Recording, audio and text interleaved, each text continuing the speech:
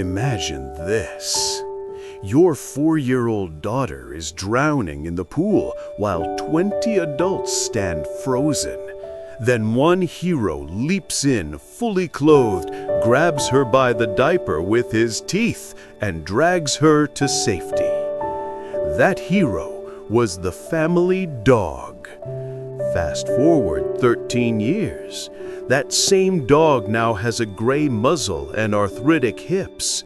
One morning, he's loaded into the car for one last ride and dropped at a high-kill shelter, all because the new puppy photographs better for Instagram. The heartbeat that saved your children's lives became disposable the moment he stopped being cute.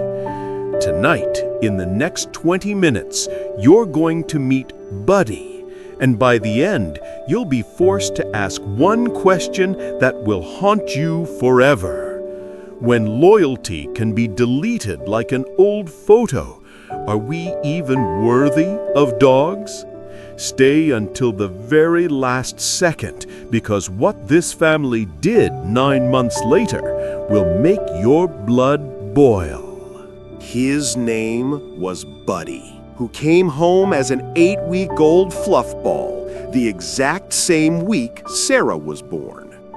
From day one, he decided his job was simple. Those 2 tiny humans were his to protect, no matter what.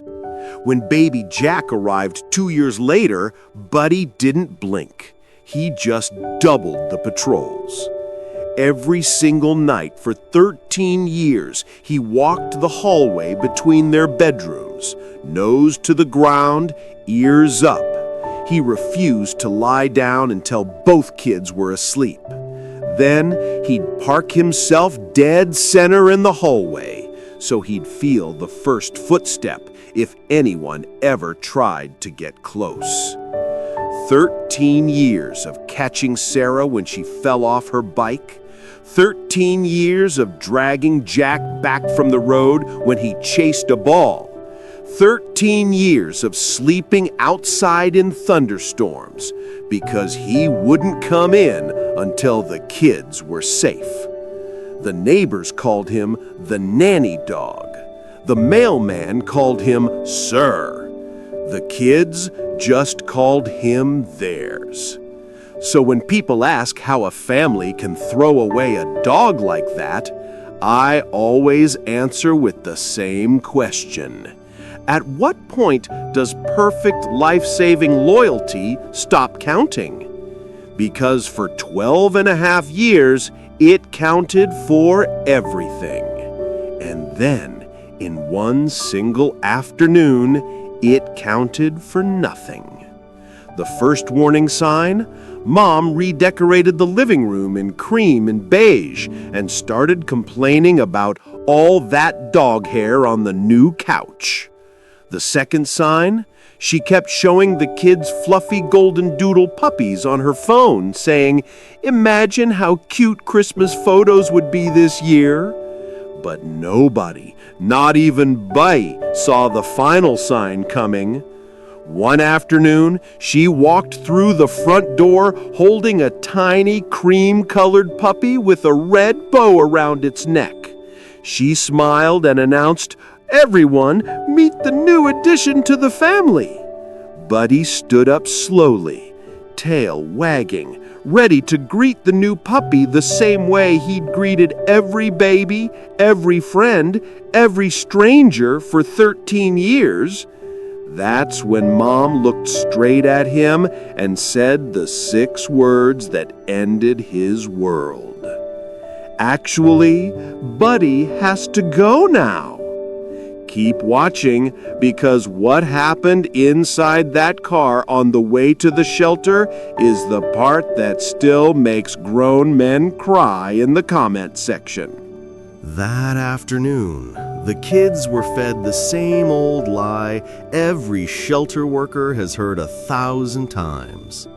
Buddy's going to a big farm where he can run free all day. Sarah, now 17, felt her stomach drop the second Mom refused to look her in the eye. She started to speak, but Mom cut her off with a too bright smile and walked away. Jack was at football practice. He never even got to say goodbye. Buddy jumped into the back seat like it was any other Saturday, tail smacking the leather, tongue hanging out in that big goofy grin he'd worn since he was 8 weeks old. The drive took exactly 47 minutes. 47 minutes of country roads Buddy knew by heart. Past the park where he learned to catch frisbees, past the vet and once pulled porcupine quills out of his nose while he never even growled, past the ice cream shop that always gave him a free pop cup. 47 minutes of Buddy resting his heavy head between the front seats, trying to lick Mom's cheek the same way he had every single time she cried for the last 13 years.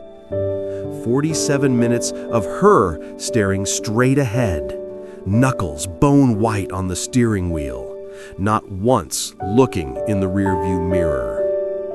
They pulled into the county shelter parking lot. To Buddy, it looked like any other building, tail still wagging, because every car ride in his entire life had ended with either a walk or home. Mom opened the door, clipped on the same red leash he'd worn since he was a puppy, walked him across the asphalt like it was just another day. Inside, the place smelled like bleach and fear. Concrete floors, metal gates clanging, dogs barking in the distance. The intake worker, a tired woman in scrubs, asked the questions every surrender family gets. Name? Buddy. Age? 13. Reason for surrender? Mom's voice was flat, cold, like she was returning a pair of shoes. He's too old now, sheds too much, and we got a new puppy. The worker's pen stopped moving for half a second. She looked down at the gentle giant sitting perfectly at Mom's side. Then she reached for his collar. That's when Buddy finally understood. He planted all 4 feet, looked up at the only mother he'd ever known with those deep brown eyes that once dragged a drowning 4-year-old to safety. And he let out the smallest, most confused whine imaginable, a sound no one in that lobby will ever forget. Mom unclipped the leash, turned around, walked out. The automatic doors slid shut with a soft whoosh. Buddy lunged at the glass. His 95-pound body slammed into the glass so hard the whole frame shook. He barked, he scratched, he threw himself at that door for 20 straight minutes while volunteers watched in horror. Until his paws bled, until his voice was gone, until he finally collapsed on the cold floor, panting, staring at the door, still waiting for her to come back. And then came the sentence that still makes seasoned shelter workers cry when they talk about it. On the surrender form, right under Reason for Surrender, Mom had written in perfect cursive, "He doesn't match our new home aesthetic. Keep watching, because what Buddy did at 7:03 a.m. every single morning for the next 9 days inside that 6x10 concrete run is the reason the shelter staff started calling him the dog who broke every single one of them."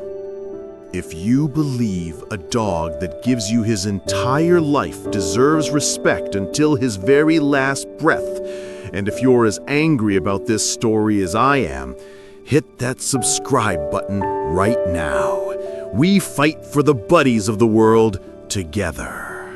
They put Buddy in run number 14, a 6x10 concrete box that smelled of bleach and old urine.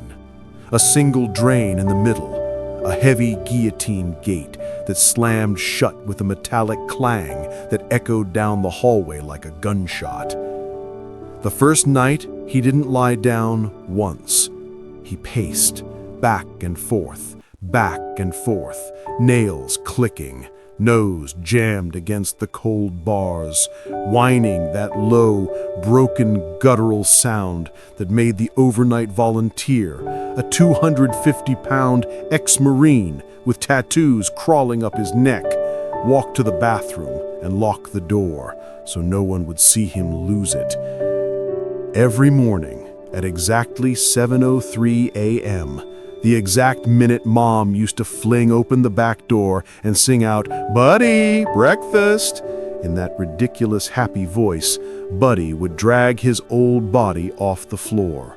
He'd limp to the front of the run, and he would sit, perfectly straight, chest out, ears up, eyes locked on the lobby door at the end of the hallway. 9 mornings in a row, 7:03 on the dot, same perfect sit, same tiny hopeful tail thump every single time a shadow moved past. Day 1, he still wagged when anyone walked by. Day 3, he only wagged for women wearing perfume that smelled a little like Mom. Day 5, the tail barely moved. Day 7, nothing. By day 4, he hadn't eaten. Volunteers started hand-feeding him bits of cheese, pieces of rotisserie chicken, even McDonald's fries, anything.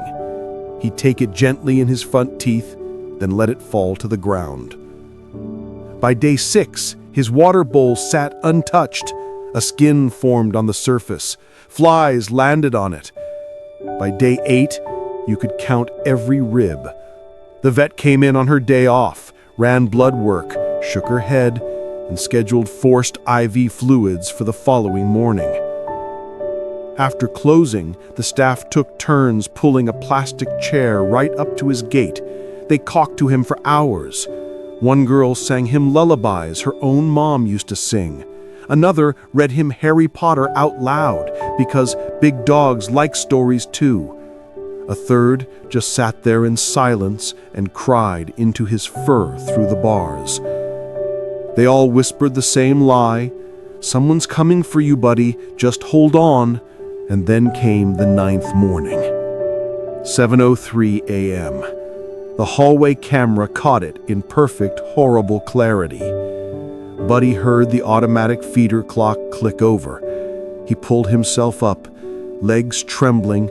He shuffled to the front of the run, and he sat. But this time his eyes were different. Empty. No scanning the hallway, no tail thump, no hope. He stared at the empty corridor for 5 full seconds, then slowly lowered his big gray head onto his torn and bleeding paws.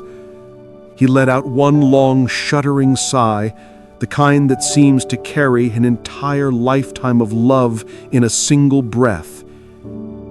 The volunteer monitoring the cameras said she felt the exact moment his heart broke. She still can't watch that clip without leaving the room. That same afternoon, the euthanasia board went up. Dry erase marker, Buddy's name in slot number 3, 10 a.m. tomorrow.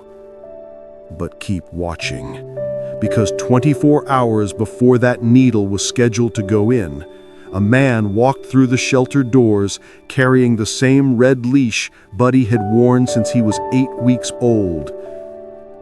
And 9 months later, the family posted one single photograph that made millions of people wish they could reach through the screen and drag them out of their cream and beige living room themselves. The man who walked through the shelter doors at 9:47 a.m., 24 hours before Buddy was scheduled to die, was a 72-year-old retired Marine named Tom. He hadn't planned on ever getting another dog. His last shepherd passed 6 months earlier. But his VA therapist had said, maybe a heartbeat in the house would quiet the nightmares. So he came. No expectations. He walked past every kennel, past the bouncing lab puppies, past the pit mixes doing zoomies for attention. Then he reached run 14. Buddy was lying flat on the concrete, gray muzzle on the floor, eyes half closed, not even lifting his head when Tom stopped. Tom asked the volunteer, "Why's this one already shutting down?" She didn't say a word, just handed him the surrender paperwork. Tom read the line, "He doesn't match our new home aesthetic." His jaw clenched so hard the volunteer heard the click. He crouched down, slid 2 fingers through the bars, and spoke the first words Buddy had responded to in 9 days. "Hey, soldier, you still in there?" Buddy's ears twitched, just once. Tom stood up and told the front desk, "I'll be back in 10 minutes with a leash and a truck. Nobody touches that dog." He returned carrying the exact same red leash the mother had unclipped in that lobby 9 days earlier. When the gate rolled open, Buddy didn't jump up. He just looked at Tom with those empty, broken eyes. Tom knelt, slid the leash on gently, like he was putting medals back on a soldier who'd been stripped of them. Buddy stood on shaking legs, took 3 steps, then collapsed against Tom's chest. Tom didn't even try to make him walk.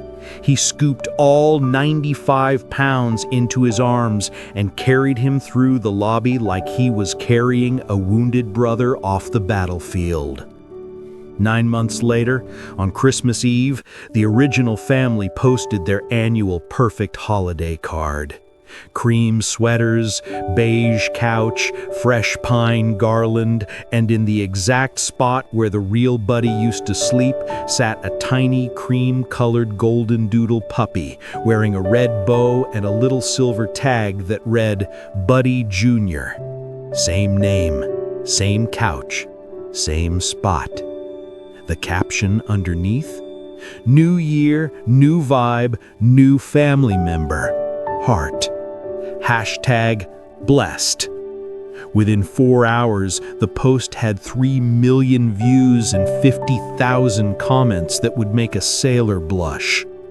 Someone found the shelter's original Facebook post. Someone else linked Tom's veteran page, where he'd been sharing quiet updates.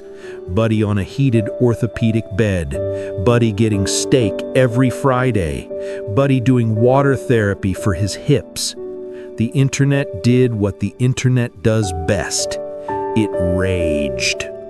The family turned off comments, deleted the post, made the account private, but screenshots live forever. Today, the real Buddy is 14 and a half years old. He still does his hallway rounds every single night, checking every room in Tom's little house before he finally lies down. But now, when he rests his gray head, it's on the chest of a man who knows exactly what loyalty costs.